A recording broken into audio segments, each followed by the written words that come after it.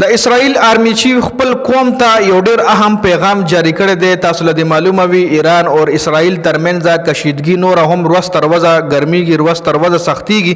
اسرائیل او ایران ترمنځ بیا د میزایلو تبادله بیګا شوې ده. ایران اسرائیل ته څومره نقصان ورکړی دی او اسرائیل ایران ته څومره نقصان ورکړی دی، په دې ټاپک باندې په دې ویډیو کې ډیټیل سره خبره کوو. ټول نړومبنې د آرمی چیف حواله سره خبره کوو چې د اسرائیل آرمی چیف خپل عوامو ته پیغام جاری کړی دی.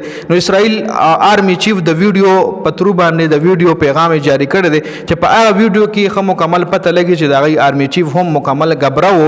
آرمی چیف ویلي چې زموږ ایر ډیفنس سیستم مونږ دا مطلب تاسو له دا ګارانټی نه درکو چې زموږ ایر ډیفنس سیستم با زموږ د دشمن ملک هر یو میزایل رانیسي.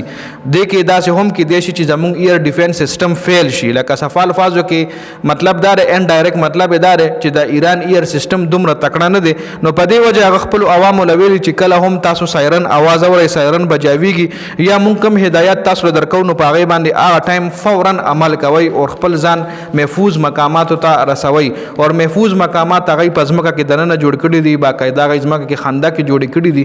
د ایران د اسرائیل چې کم خلک دي نو هغه د جنگ په ټایم کې هغه التا په خندا کې پټیږي. بل د اسرائیل عوام هم یو ویډیو دا هغه هم وایرل شوی دا چې کله سایرن بجو شي نو دغه عوام خپل پناهګاه ته ځان رسولو کوشش کوي چې پکې یو بل سره جګړه هم کوي.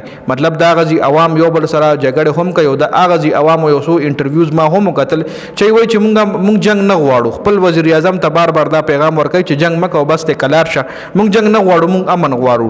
د اسرائیل دوه خارونه مکمل تباشي وی ډیر نقصان ورکړی دی. بیګیا ډومبه د اسرائیل د ایران دشمن په تهران باندې فضایی حمله کړې دي چې د ایران اهم ځایونه بیا ټارګټ کړي.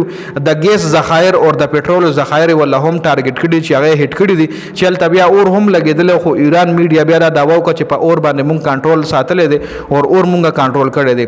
ایران سفیر ویلي دي چې په ایران کې 78 کسان مړ شوي دي او 320 زخمیان دي. په جواب کې ایران هم خپل کاروایی کړې ده. ایرانی میډیا مطابق ایران د 100 نه زیات میزایل په دشمن ملک باندې ورغورځولې دي او دغه دوه خارونه مکمل تباہ کړي دي چې حالت ډیر زیات نقصان کړي دي. ایران آرمی دا دوا هم کړی دا چې مونږه په یو غنټه کې دغه لس جهازونه هم راغورځولې دي. مونږ هغه ته دغه جدید ترين جهاز F-35 هم راغورځولې دي. د اغازه میډیا چې کومه دا هغه د ایران دا خبرونه دروغ غړي، ای د ایران دا داوی دروغ ګرځولې دي. د بي بي سي مطابق د ایران دشمن ملک کې تر اوسه 8 کسان مړ شوي دي او 500 نه زیات کسان چې کم دي هغه زخمیان دي او 35 کسان په دې حملو کې د اسرائیل لاپته هم دي. دا بي بي سي دی حواله سره مکمل ریپورت تیار کړی دی. جی نو په دې ویډیو کې دا اپډیټس د دواړو ملکونو څومره نقصان شوی، څومره خلک پکې مړ شوي دي، څومره زخمیان دي، مکمل تفصیل می تاسو له درکو. د ویډیو کتلو زیاته مننه. والسلام.